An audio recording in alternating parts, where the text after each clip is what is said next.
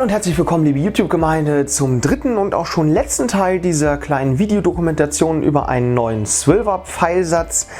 Die Pfeile liegen hier jetzt befiedert vor mir und eigentlich könnte man die wahrscheinlich auch schon so ganz gut schießen. Trotzdem, hier vorne fehlt jetzt noch etwas und das ist einmal eine Wicklung mit, in diesem Fall, Sternzwirn, damit man, falls man jetzt über den Handrücken schießt, nicht immer den Federkiel an der Hand entlang schrammen hat. Das ist nicht so schön, da ist es besser, wenn man ein bisschen abwickelt. Das sind jetzt hier, das habe ich vielleicht noch gar nicht erwähnt, das sind 5 Zoll Federn fertig gekauft und die Form ist Parabol. Und diese Federn, wenn man sie einfach so fertig kauft, haben manchmal bzw. häufiger vorne keinen glatten Übergang zum Pfeilschaft. Das heißt, die enden einfach recht kantig. Deswegen jetzt der erste Schritt bei allen Pfeilen, einmal bei diesen 3 Federn pro Pfeil mit einem kleinen Messerchen. Achtung, nicht in den Schaft reinschneiden, mit einem kleinen Messerchen. Jetzt einen schönen schrägen Übergang zu schaffen, damit man gleich auch nicht so viele Probleme hat, darüber zu wickeln. Wenn man nämlich mit dem Garn auf dem Schaft jetzt entgegen der Feder der Feder entgegenkommt, dann wäre es ziemlich doof, wenn es dann einen großen Absatz gäbe, wo man auf einmal drüber wickeln muss. Es ist besser, wenn sich das ganz flach aufbaut, und das ist eben das, was ich damit erreichen möchte, wenn ich jetzt hier einmal ganz kurz mit dem Messerchen jeden Pfeil bzw. alle Federn an allen Pfeilen ein wenig nacharbeite. Und dabei, wie gesagt, aufpassen, dass man nicht in den Schaft reinkommt. Das ist nicht nur unschön, sondern destabilisiert natürlich den Pfeil auch ein bisschen.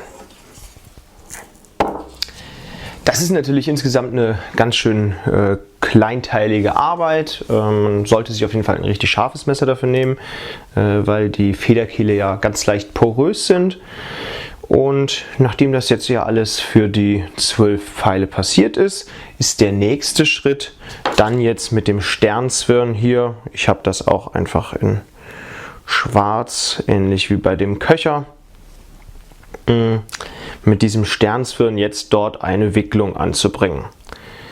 Die Wicklung wird begonnen, quasi, ich übertreibe es mal, ein bisschen weiter weg von den Federn und dann zu den Federn hin fertig gewickelt. Ja.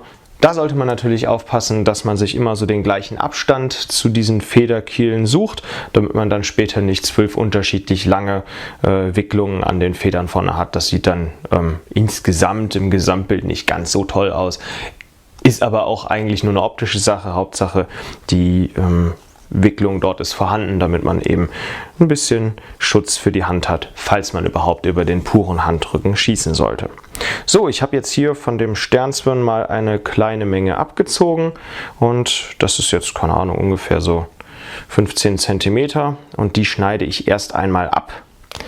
Warum mache ich das? Die spätere Wicklung wird ja vom Pfeilschaft quasi aus Richtung Spitze, Richtung Federn an diesen Schaft dran gewickelt, und ganz zum Schluss möchte ich dann das Endstück, was da übrig bleibt, mit einer Schlaufe, und eben diese Schlaufe habe ich mir jetzt schon mal abgeschnitten, unter dem Rest der Wicklung hindurchziehen.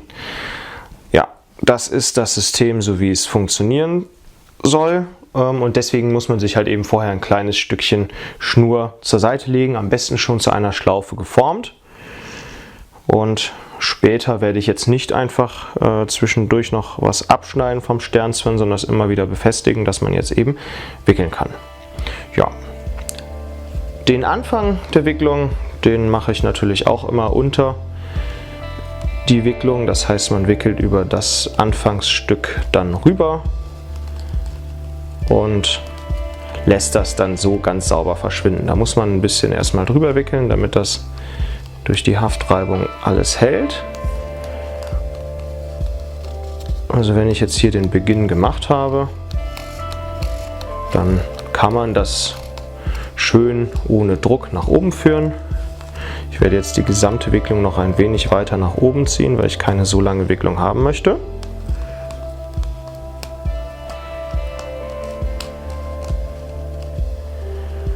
So. Und dann kann ich quasi, indem ich den Pfeilschaft ganz gemütlich zwischen den Fingerspitzen drehe,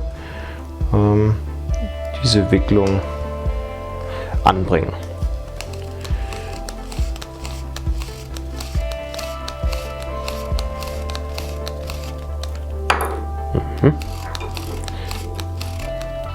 So, wenn man jetzt bei den Federkielen angekommen ist, dann muss man ein bisschen mehr Druck geben, damit man eben die Federkiele unter die Wicklung bekommt. Und wenn jeder Federkiel dann einmal untergewickelt ist, das ist dann jetzt der Fall, dann lege ich mir schon die Schlaufe unter die Wicklung.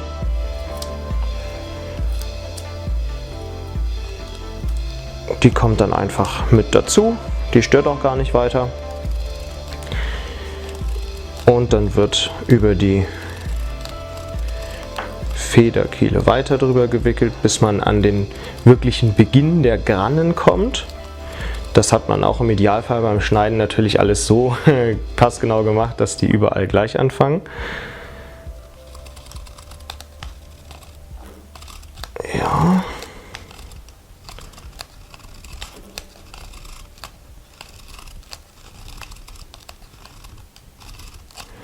So, und wenn ich dann über diese Wicklung hinüber bin, dann lasse ich mit ein wenig Überstand das Ganze hier enden, schneide das ab. Das Ende nun kommt in die vorhandene Schlaufe, die eingewickelt wurde. Jetzt muss man alles noch ein bisschen festhalten, dann wird die Schlaufe langsam zugezogen und nochmal geschaut, dass alles wirklich passt.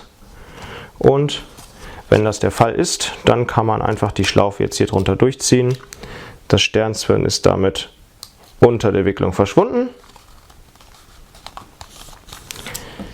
Und dann ist diese Wicklung an dem Pfeil auch soweit fertig. Und jetzt versuche ich eben bei den verbleibenden 11 Schäften auch ungefähr so 1 cm von der Wicklungslänge hinzubekommen.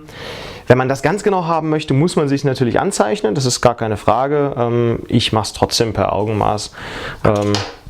Es sollte nur nicht sein, dass einmal so eine lange Wicklung und einmal eine ganz kurze Wicklung irgendwo vorkommt, aber das ist ja eigentlich selbsterklärend.